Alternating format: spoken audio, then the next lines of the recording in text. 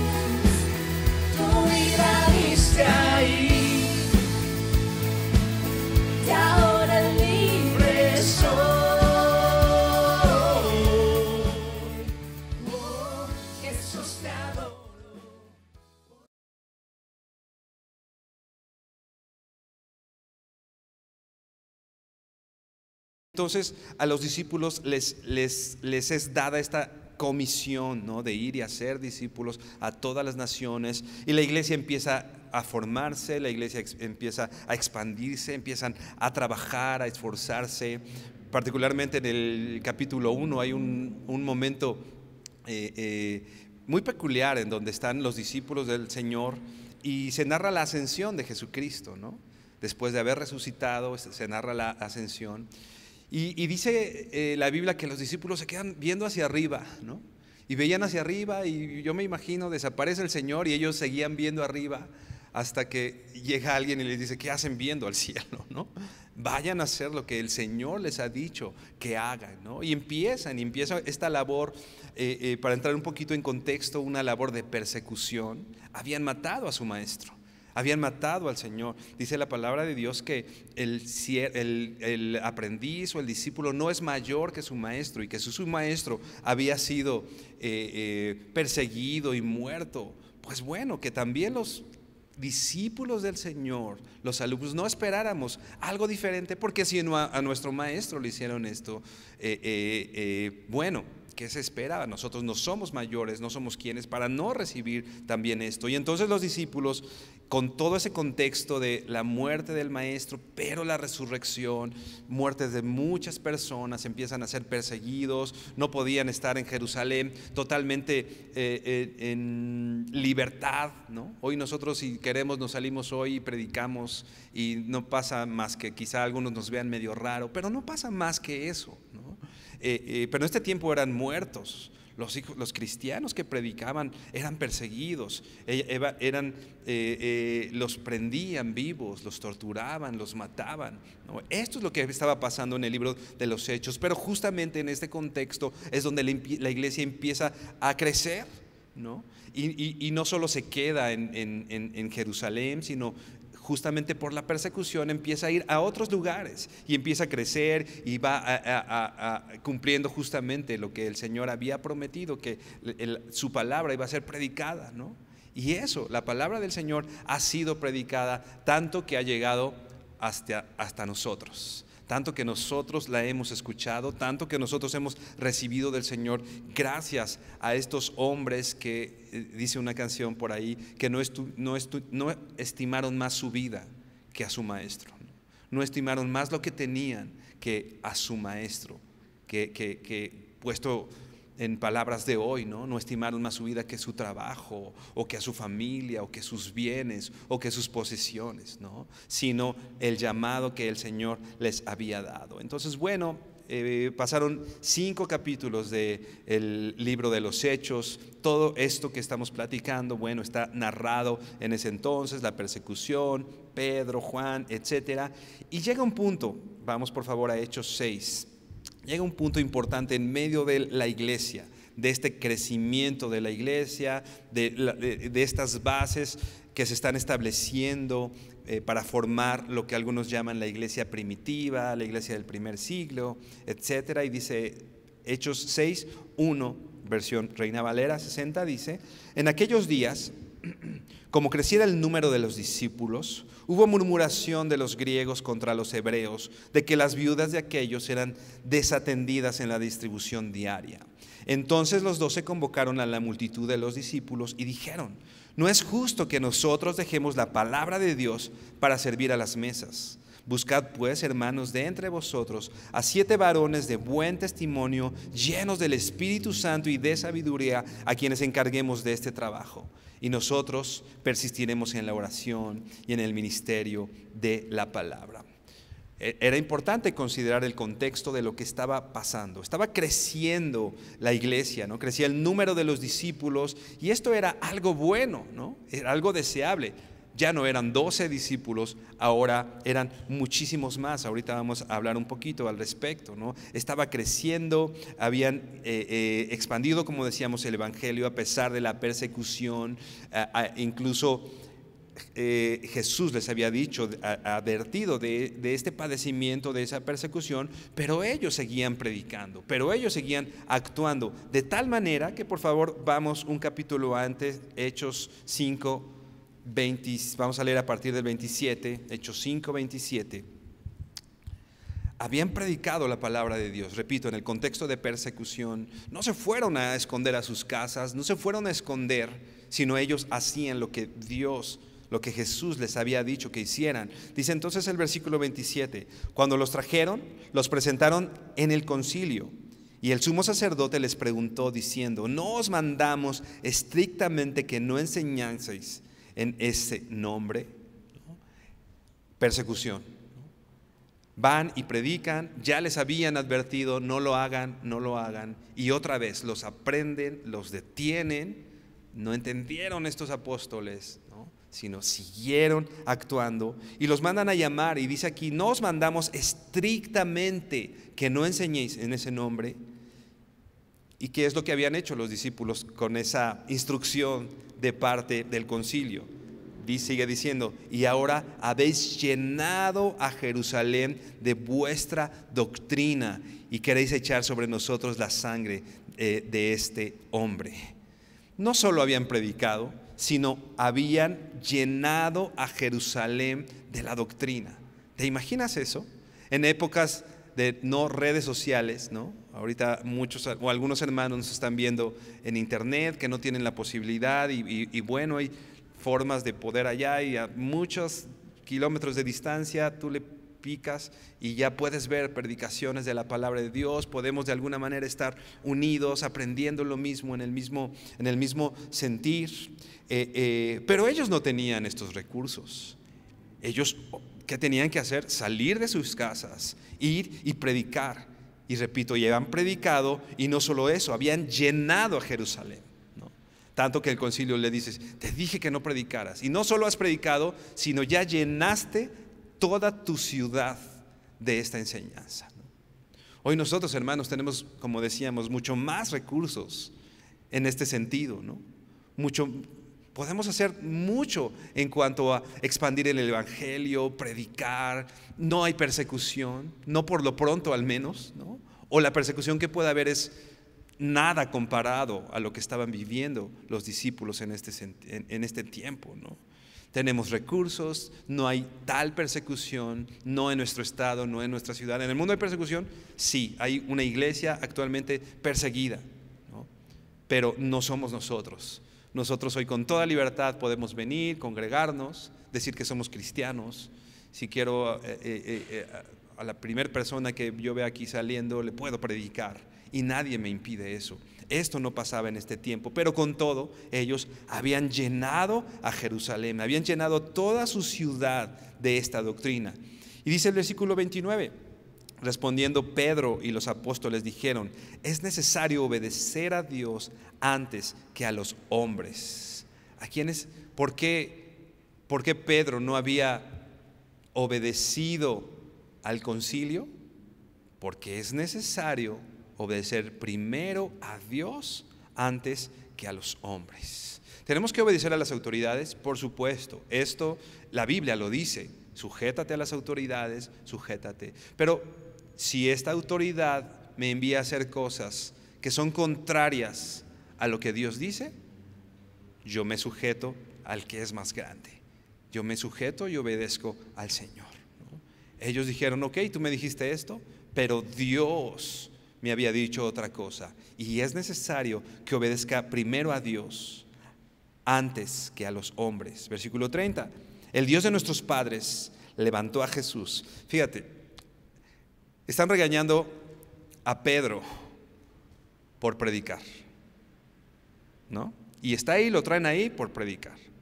Te estoy diciendo que no prediques. Imagínate, delante del concilio, que tenía autoridad y podía mandarlos a azotar, podía haber consecuencias, ¿no? Pero ¿qué hace Pedro? Vamos a ver lo que dice el versículo 30. El Dios de nuestros padres levantó a Jesús, a quien vosotros matasteis, colgándole de un madero. A este Dios ha exaltado con su diestra por príncipe y salvador, para dar a Israel arrepentimiento y perdón de pecados. Y nosotros somos testigos suyos de estas cosas, y también el Espíritu Santo, el cual ha dado Dios a los que le obedecen. ¿Qué hace Pedro? Predica. Te estoy diciendo que no prediques. Ah, ¿no? Y les predica a ellos, ¿no? Ellos le están diciendo: estoy diciendo que no hables esta doctrina, y todavía echa su muerte encima de nosotros. Y Pedro les dice lo mismo, ¿no? El Dios de nuestros padres levantó a Jesús, a quien vosotros matasteis, colgándole ¿Te imaginas la valentía de este hombre, ¿no? ¿Te imaginas qué había en el corazón de Pedro para delante del concilio pararse y desacatar lo que ellos habían, siendo que ellos tenían autoridad y poder sobre él para muchas cosas, para sancionarlo, etcétera? Pero Pedro, obedeciendo al Señor y la gran comisión del Señor, va y predica. Y si el Señor me trae delante del concilio, pues en el concilio predico, ¿no? Y si Dios me trae delante de tal lugar, pues allí predico, porque esa es nuestra labor. A veces pensamos, bueno, en mi trabajo, ¿no? Como que mi trabajo estuviera separado, ¿no? Como que soy un licenciado, ¿no? Y de 8 a 9 soy licenciado, y ya las demás horas soy cristiano, ¿no? No, primero somos cristianos y después todo lo demás. Y todo lo demás son recursos para llevar a cabo y para cumplir nuestra gran comisión.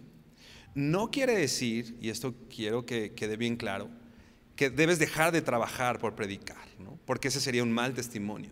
Que llegues a tu trabajo y en vez de hacer lo que tu jefe te ha dicho que hagas, no, pues porque estoy predicando. Bueno, ¿sabes qué van a hacer? Van a contratar a otro, ¿no? La cosa es que tú uses todas esas herramientas para cumplir tu gran comisión. Que sepas que el final de tu historia no es el trabajo para ganar dinero, el trabajo para suplir mis necesidades, sino que el trabajo es una herramienta que el Señor nos da para cumplir nuestra gran comisión. Y es lo que había hecho Pedro. Dios permite que yo esté ante el concilio, es por algo. Voy a predicar, voy a cumplir lo que el Señor me ha dicho que haga, ¿no? A pesar, como decíamos, de la persecución, el número de los cristianos, el número de los discípulos, como leíamos en el versículo 1 de Hechos 6, crecía. ¿Te imaginas? Había persecución, pero eso no implicaba que la iglesia era menos, o no implicaba que la iglesia dejara de crecer. Todo lo contrario, la persecución hizo que la iglesia creciera. A veces pensamos que en los momentos de crisis la iglesia va a desaparecer, ¿no? Los momentos difíciles de una crisis, pero no es así. La iglesia del Señor está fuerte, está fortalecida, y en medio de la crisis, en medio de la pandemia, en medio de todas esas dificultades, la iglesia es fortalecida en Él y cumple su labor, y cumple lo que el Señor ha dicho que hagamos. A pesar de la persecución, la iglesia estaba creciendo. ¿Qué más había pasado? Pues bueno, también en capítulo 5 al principio, Tú recuerdas a Ananías y Zafira, no lo vamos a ver con mucho detenimiento, ¿no? Se había aplicado disciplina en medio de la iglesia. Había habido una persecución, Satanás propiciando la persecución, por supuesto, no por encima de lo que el Señor había determinado, ¿no? Había persecución, ya que no logra Satanás a través de la persecución detener a la iglesia, pues bueno, hay algo llena los corazones de miembros de la iglesia para hacer cosas inadecuadas. Y ahí entra Ananías y Zafira. Te lo cuento rapidísimo, aunque seguro tú conoces la historia. Se ponen de acuerdo, ¿no? Ya que veían que todos vendían sus propiedades y traían todo a los pies de los apóstoles, ¿te acuerdas? Ellos no se querían quedar atrás y dijeron, pues bueno, vamos a vender esto, pero ¿qué te parece si pues nada más le damos un pedacito, ¿no? Y se pusieron de acuerdo para mentirle a Pedro. Pero Pedro les dice, pues en realidad no me estás mintiendo a mí, al que le estás mintiendo es a Dios. Y si tú hubieras vendido esa propiedad y te lo hubieras quedado, nadie te hubiera dicho nada. El problema no fue ese, el problema es tratar de engañar al Espíritu Santo, ¿no? Se aplica disciplina, una disciplina fuerte, ¿no? Que ni siquiera Pedro fue el que dijo, te vas a la banca, ¿no? Sino, ¿cuál fue la disciplina? Murieron. Primero muere Ananías, después, como están puestos de acuerdo, llega y insiste en la mentira y muere, ¿no? Y dice el versículo 11 de Hechos 5, y vino gran temor sobre toda la iglesia y sobre todos los que oyeron estas cosas, ¿no? La iglesia tuvo temor después de ver que la disciplina fue aplicada en medio de ella. Y sobre todos, ni siquiera, y no solamente sobre la iglesia, sino sobre toda la gente. Más adelante dice que incluso algunos veían a la iglesia y a los discípulos, así como a los apóstoles o a los discípulos, así como que, híjole, los admiraban, pero así como de lejitos, ¿no? Porque si me acerco, pues quién sabe si me va como Ananías y Zafira, ¿no? Pero con todo y eso, la persecución, con todo y la disciplina aplicada en medio de la iglesia seguía creciendo.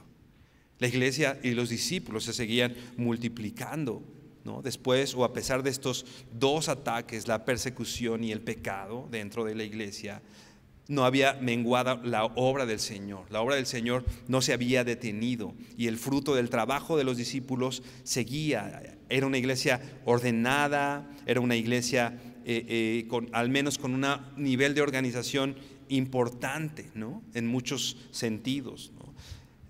Había crecimiento, un mayor número de congregantes.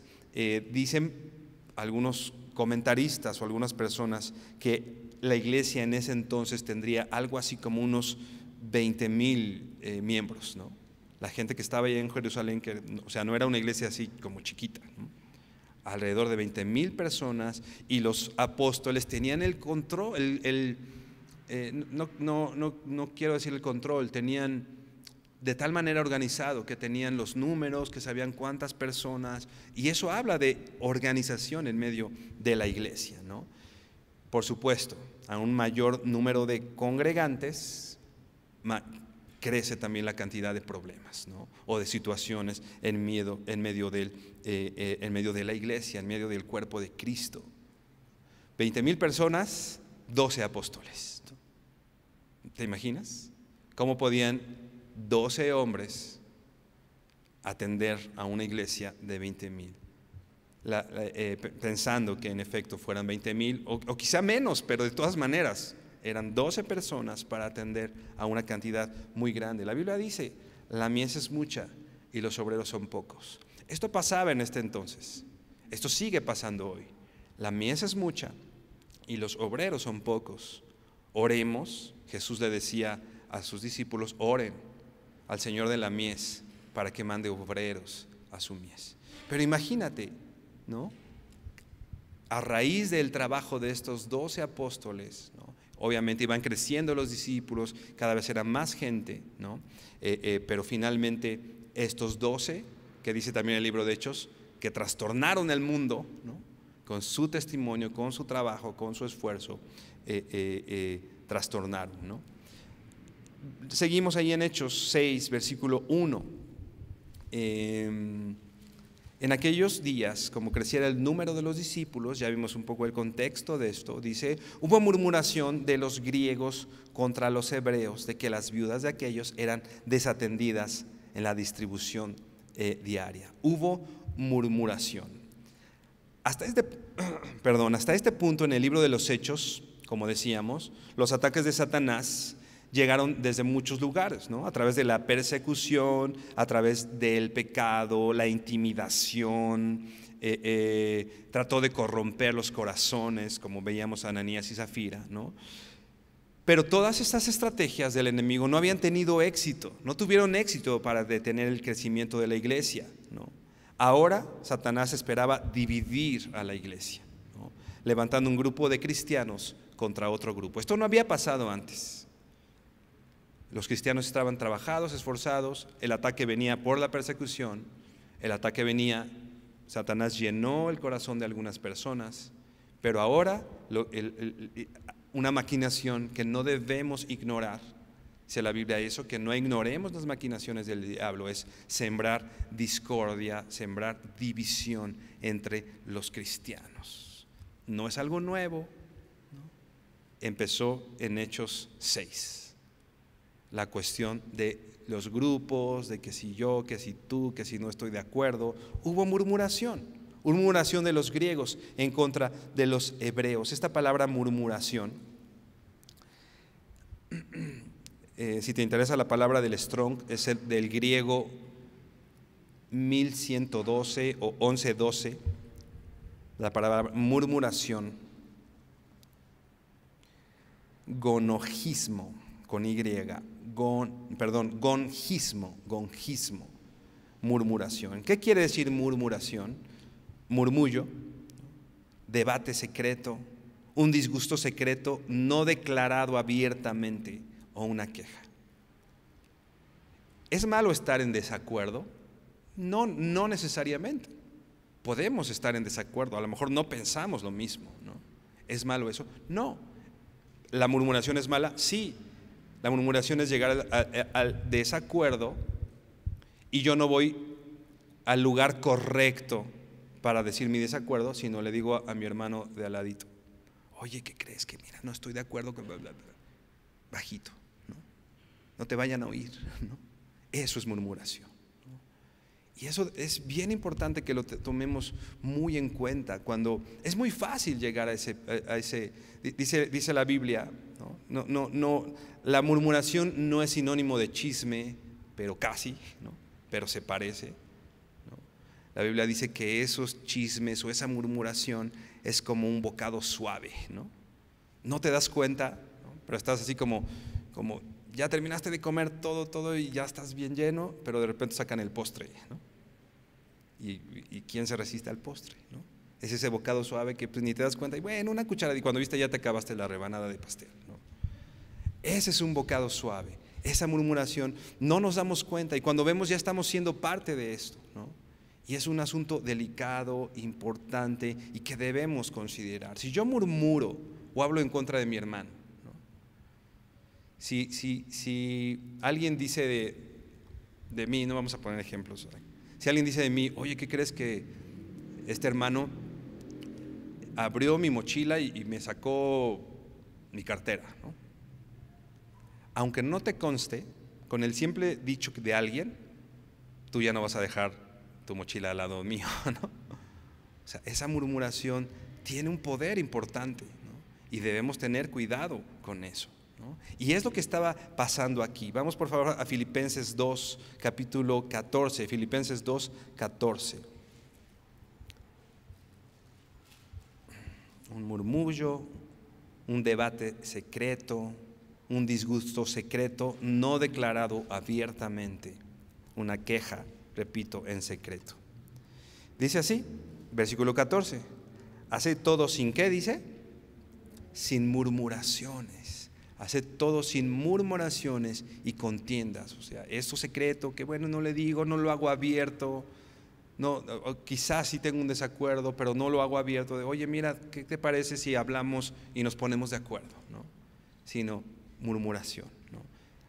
Haced todo, dice aquí, sin murmuración y contienda, para que seáis irreprensibles, dice el versículo 15, y sencillos, ¿no? Te das cuenta que la consecuencia de estar sin murmuración es que yo pueda ser irreprensible y sencillo, hijos de Dios sin mancha en medio de una generación maligna y perversa. La murmuración mancha. La murmuración mancha a la iglesia. La murmuración mancha tu testimonio. La murmuración mancha incluso el testimonio de alguien más, ¿no? Para que seamos irreprensibles y sencillos, hijos de Dios sin mancha en medio de una generación maligna y perversa. O sea, eso hace la generación en la que vivimos. Pero con nosotros no tienen que ser las cosas así. Dicen, en medio de la cual resplandecéis como luminares en el mundo, ¿no? Nosotros tenemos que resplandecer. Nosotros somos diferentes, ¿no? Volvemos a Hechos 6. En aquellos días, como creciera el número de los discípulos, hubo murmuraciones. Y dice primero, hubo murmuración de los griegos contra los hebreos. De los griegos contra los hebreos. Los hebreos eran aquellos judíos más inclinados a abrazar la cultura judía, la ley, ¿no? La mayoría eran justamente en la región de Judea, ¿no? Y había los griegos, ¿no? Repito, los judíos eran gente que había nacido ahí, que tenían mucho más arraigada la costumbre, etc. Y los griegos, o lo que algunos llaman los helenistas, eran también judíos, pero habían crecido probablemente no ahí, sino tú te acuerdas que el pueblo de Israel había sido dispersado. Entonces ellos se habían ido a Roma, a otros lugares, a Corinto, etcétera, ¿no? Y muchos habían regresado y estaban ahí, pero tenían mucho más la influencia de las culturas, de la cultura griega que de la cultura judía. Entonces sus costumbres eran mucho más cercanas a la cultura griega, aunque podrían haber sido judíos, ¿no? Eran judíos que estaban ahí, pero vamos a decir, los judíos eran así como que los santos, ¿no? Y los helenistas o los griegos eran los que traían costumbres raras, ¿no? Costumbres que en esos lugares no eran necesariamente cosas malas, pero no habían abrazado o no estaban tan inclinados a esta cultura judía, ¿no? Pero probablemente todos eran judíos, ¿no? O sea, eran lo mismo. Y definitivamente, aunque no hubieran sido judíos o no todos, a todos los unía algo ahí, que era todos conocían al Señor, todos eran cristianos, ¿no? Unos con una cultura un poquito diferente, unos eran así como la gente que se va a Estados Unidos y trabaja y lleva ya 20 años trabajando y de pronto regresa y ya ni habla muy bien el español, pero pues todavía su inglés como que no se le entiende tanto y bueno, era un poco esto. Y los judíos hacían un poquito de lado a los helenistas, y los helenistas también a los judíos decían, estos religiosos, ¿no? O sea, sí había una pugna entre ellos, ¿no? Algo evidentemente que no era correcto, que no estaba bien, ¿no? Y había murmuración entre esto, ¿no? Entre los espirituales, vamos a decir, y los no espirituales, ¿no? Los cristianos, vamos a decir que creemos que por su forma de actuar, no estoy hablando de pecado, estoy hablando de costumbres que no tienen mayor importancia, ¿no? Pero bueno, que pues yo hago esto y tú no, pero son cosas que de pronto dividen, ¿no? Repito, no estoy hablando de pecado, eran judíos, todos eran cristianos, pero se traían mala onda, para ponerlo en términos más actuales, ¿no? Mala onda porque ellos no me caen tan bien, y traían eso, ¿no? Y de pronto hubo murmuración de que dice aquí, de que las viudas de aquellos eran desatendidas, ¿no? Puede haber un mal en medio de la iglesia, no quiero decir que lo haya habido, ¿no? Pero algo importante a considerar es, a Satanás le encanta usar un mal intencional o no intencional. En este caso vamos a decir, a Satanás le encanta usar un mal no intencional para comenzar con un conflicto. Así de que no me saludó, pues yo ni me di cuenta, ¿no? Yo no traigo lentes, ¿no? Y ya el otro se sintió en su corazón. Tal vez los dos tienen razón, ¿no? Tal vez pues sí, no te saludé, perdón, pero pues tú estás hoy sensible en especial, ¿no? Tal vez los dos tienen un poquito de razón, ¿no? A Satanás le encanta de esos malentendidos hacer un problema grande.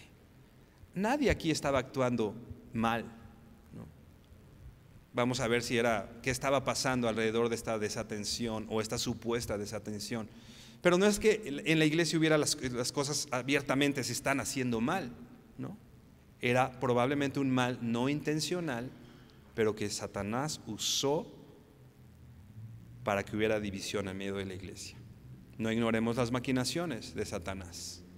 Hay males en medio de nosotros o situaciones no resueltas, no pecaminosas, ¿no?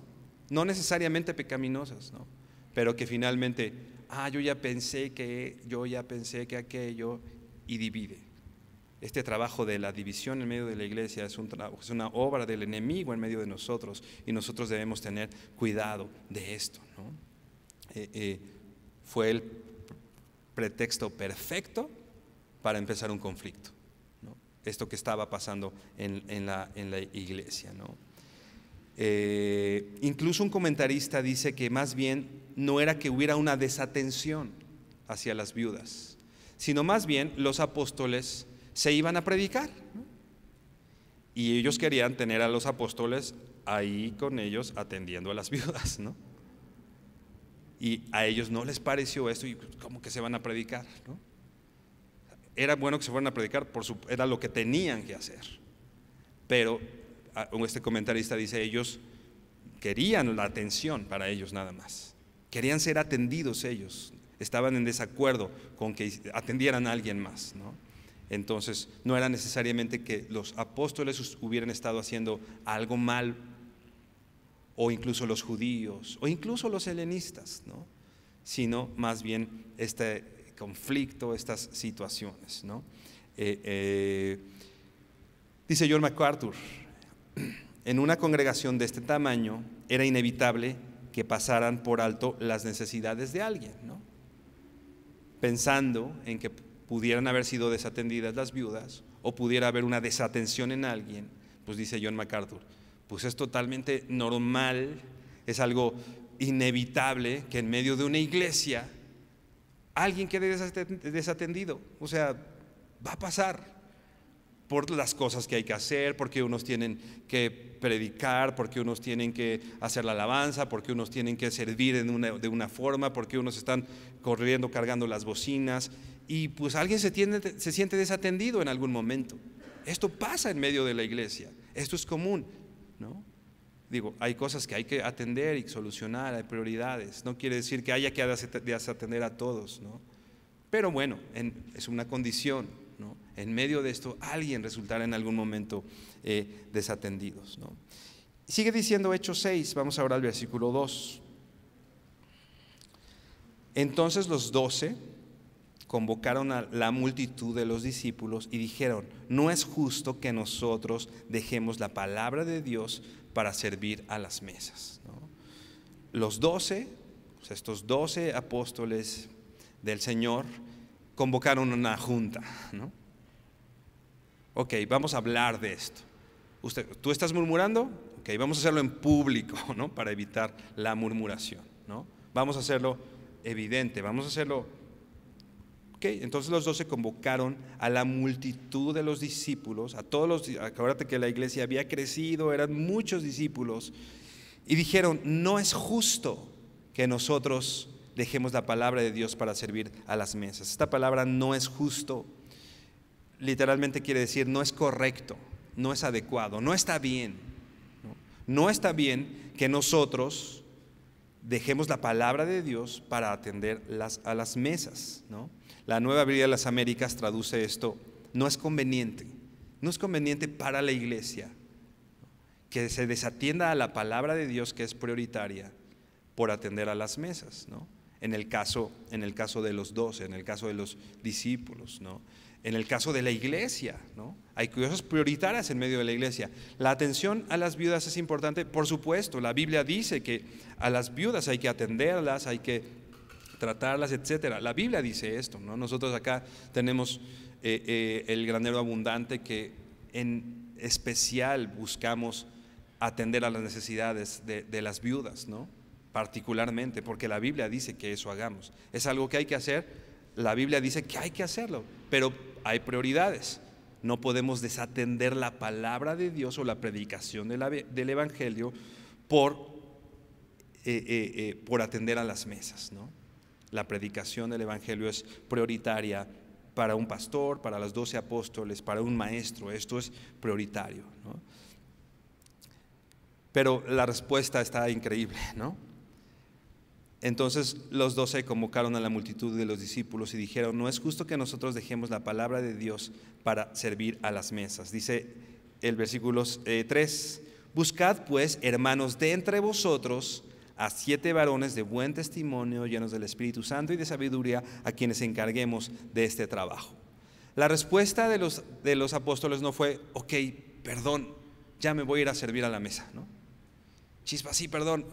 Imagínate, por eso decíamos 12 apóstoles para 20,000 personas, ¿no? Y no era justo, no era correcto que desatendieran la palabra de Dios. Entonces, ¿qué le dijeron al pueblo? En resumen, o parafraseando un poquito, es: ok, ¿ya notaste que hay una necesidad? Pues busca varones de entre ustedes que resuelvan la necesidad. ¿Ya viste? No es que el apóstol se tendría que dividir en 20,000 para resolver todas las necesidades, ¿no? No es que un pastor o una sola persona se tenga que dividir en 20 para resolver todas las necesidades en medio de la iglesia. ¿Qué hacemos cuando vemos una necesidad? Esto es importante. Ok, está desatendido esto. Ok, no están atendiendo a las viudas. Ok, falta esto en medio de la iglesia. En primera, el paso 1 no es murmurar y decir: oye, ¿qué? ¿Ya viste que esto no se está haciendo en medio de la iglesia? ¿Qué hicieron los apóstoles? ¿Ya viste que hay una necesidad? Pues a trabajar, ¿no? Pues a trabajar. Si el Señor ya te hizo sensible, ya te abrió los ojos a una necesidad, ¿qué más llamado quieres para servir al Señor? Ya te hizo sensible. Muchas veces nosotros decimos, ¿no? Y lo hemos dicho aquí en más de una ocasión, el argumento por excelencia de la gente que tiene algún conflicto en la iglesia es que no hay amor, ¿no? En medio de la iglesia, ¿no? No hay amor. Ok, ya te diste cuenta de una necesidad, ahora el Señor llama. A lo mejor el punto es que tú des ese amor que falta, ¿no? Y a lo mejor no hay amor porque tú ya tienes la necesidad, Dios ya te abrió los ojos ante la necesidad y no estás haciéndolo, estás esperando que alguien más lo haga, ¿no? Versículo 3: buscad pues, hermanos, de entre vosotros a 7 varones de buen testimonio. Algo importante: satisfacer las necesidades no satisfechas es una excelente manera de atraer más personas al ministerio. Hermano, hay muchas necesidades no satisfechas en medio de la iglesia, ¿no? Esta es la oportunidad perfecta para que podamos servir, involucrar, cada quien, no todos haciendo lo mismo, definitivamente, ¿no? No todos, alguien hace algo. Tenemos unos hermanos capaces en el área del audio y tú ves corriendo al hermano Jaime cuando algo está haciendo y corre y bueno, y no hay más quien lo resuelva. Él lo resuelve. El Señor lo puso y hay una necesidad y Él la resuelve. Y así cada uno de nuestros hermanos, ¿no? O el Señor te ha hecho sensible a más necesidades no resueltas en medio de la iglesia. Tal vez el punto es, tal vez el Señor te está diciendo: ok, ponte a trabajar. Se necesita tu visión, se necesita tu esfuerzo, se necesitan tus manos en medio de la iglesia para resolver estas necesidades, ¿no? Aunque hay algo importante también a considerar: no es que cualquiera pueda servir, ¿no? Ok, ya me di cuenta de una necesidad, hace falta un cantante y yo quiero cantar. ¿qué dice aquí? 7 varones de buen testimonio, llenos del Espíritu Santo y de sabiduría. O sea, no es nada más, hay una necesidad, pongo a alguien a resolver la necesidad. No era eso. Busca entre la iglesia a gente de buen testimonio, gente llena del Espíritu Santo y llena de sabiduría. ¿Queremos servir al Señor? Es importante que consideremos también esto en nuestras vidas. Repito, llenos del Espíritu Santo, de buen testimonio y de sabiduría, ¿no? Pero si nada más quiero servir las mesas, pero si nada más quiero poner los mantelitos de acá atrás, ¿no? Pero si nada más quiero. No les estaba diciendo, quiero pastores, ¿no? Quiero maestros, hay necesidad de enseñanza. Ok, pues ahí sí que vengan los llenos del Espíritu Santo, de buen testimonio y de sabiduría. No, era para atender las mesas. ¿Te das cuenta? ¿Te das cuenta la importancia del servicio en medio de la iglesia? No se trata solo de poner un mantelito, de cantar una canción. No se trata nada más de eso, ¿no? Gente no perfecta, no sin errores. Porque a veces también está sirviendo al Señor y lo vemos ahí y ya tiene que ser perfecto, ¿no? No, de buen testimonio, lleno del Espíritu Santo y de sabiduría, ¿no? Para atender las mesas. Esta expresión de buen testimonio quiere decir, en resumen, podríamos ampliar, no tenemos ya mucho tiempo, ¿no? Pero que se pueda dar un buen informe de su vida, ¿no? ¿Te acuerdas de Timoteo? Llega el apóstol Pablo, ¿no? Y está ahí el muchacho Timoteo. Y llega su mamá y su abuela y dicen, ¿sabes qué? Este muchacho se esfuerza, trabaja, no tengo queja, ¿no? O sea, ¿lo quieres para una labor importante? Doy buen testimonio de él, ¿no? A eso se refiere de buen testimonio. Su mamá y su abuela fueron las que dieron el testimonio, o sea, la gente que vivía con él. A veces, pues yo me paro aquí y pues a lo mejor ustedes pueden dar testimonio, buen testimonio de mí, pero en realidad, quién sabe si mi esposa puede decir lo mismo, ¿no? La persona que vive conmigo, que me ve cómo me despierto, que me ve cuando estoy enojado, etcétera, ¿no? ¿Qué dicen tu mamá y tu abuela de ti? Digo, no literalmente tu mamá y tu abuela, ¿no? Sino la gente que vive contigo. ¿Qué pueden decir los que viven al lado tuyo de ti? ¿Pueden dar un buen informe con respecto a tu vida? ¿No? Repito, no es alguien perfecto. La gente que se dio al Señor nos seguimos equivocando, pecamos, ¿no? No alguien perfecto, pero sí en una generalidad. Nuestra vida, nuestro testimonio tiene que ser importante, es relevante para eso, ¿no? Una vez alguien preguntaba, ¿qué te daría tranquilidad en un siervo de Dios? Que fuera su vida, ¿no? ¿Cómo fuera su vida? ¿Qué te daría tranquilidad? Y no pienses en el que está adelante o en el que es pastor. ¿Quieres servir al Señor? Busca, ¿qué le daría tranquilidad a los que sirvo con respecto a mi vida, ¿no? ¿Qué tendrían que ver ellos para que mi vida les dé tranquilidad? Así de que, bueno, ese lugar de servicio lo está ocupando alguien de buen testimonio, ¿no? Alguien que me da seguridad, ¿no? No tenemos tiempo. 1 Timoteo 3, Tito 1 da una lista importante de aquellos que quieren servir, ¿no? Aquí solo da estos 3 puntos. Finalmente son los mismos puntos pero más extendidos, ¿no? Que gobierne bien sus casas, que tenga a sus hijos en sujeción, irreprensible, marido de una sola mujer, no dado al mucho vino, amable, ¿no? Hay cosas que dan testimonio de nuestras vidas si queremos servir al Señor. Llenos del Espíritu Santo. ¿Esto qué quiere decir? Repito, podríamos profundizar demasiado en esto, no lo vamos a hacer, ¿no? Lleno del Espíritu Santo, en resumen, podríamos decir, alguien sometido al control divino, alguien que su vida está sometida al Espíritu Santo, ¿no? Lleno de sabiduría, alguien que tiene un buen manejo de los asuntos de su vida cotidiana, en la vida práctica, ¿no? No solo se trata de tener información, sino que esa información me sirve para vivir y yo puedo aplicar la Biblia, yo puedo conocer y saberme de memoria un montón de textos, pero eso no me hace sabio. Lo que me hace sabio es que esos textos que me sé los pueda aplicar en mi vida diaria, puedan ser aplicados, ¿no?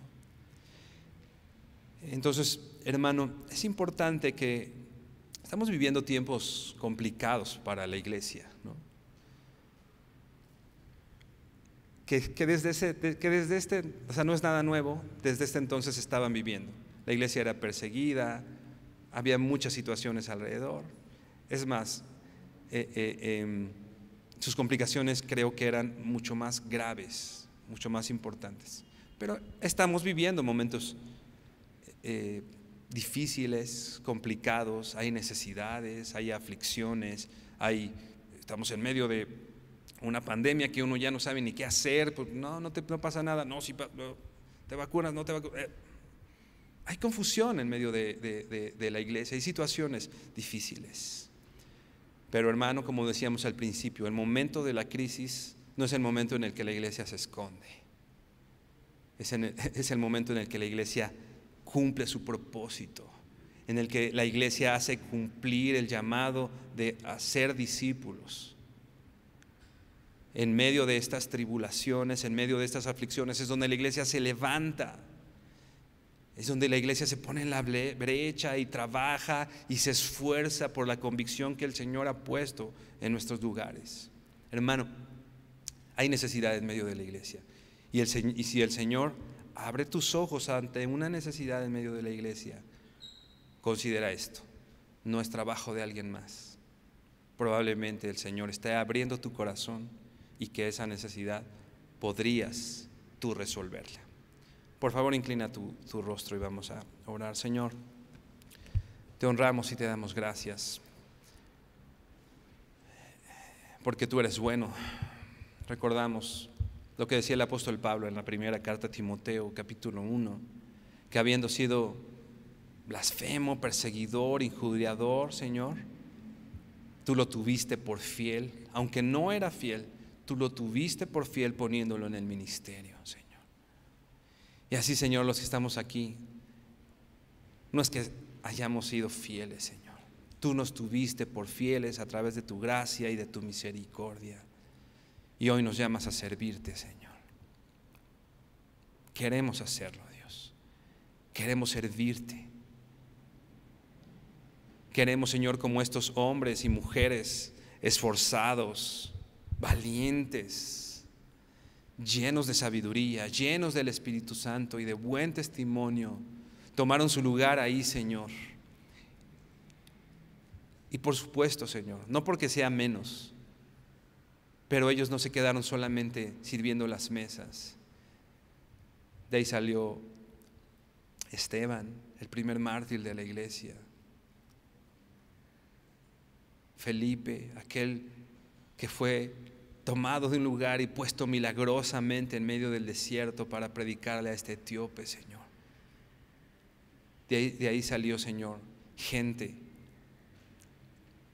importante, gente que tú usaste para la expansión del evangelio, Dios. Queremos hacerlo, Señor, queremos servirte.